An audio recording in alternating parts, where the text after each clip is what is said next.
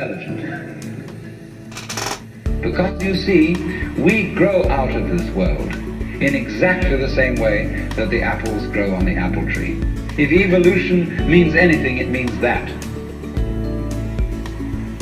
But you see, we curiously twist it. We say, well, first of all, in the beginning, there was nothing but gas and rock.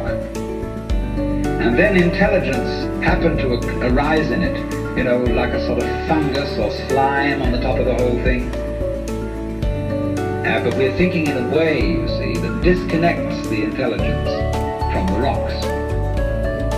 Where there are rocks, watch out.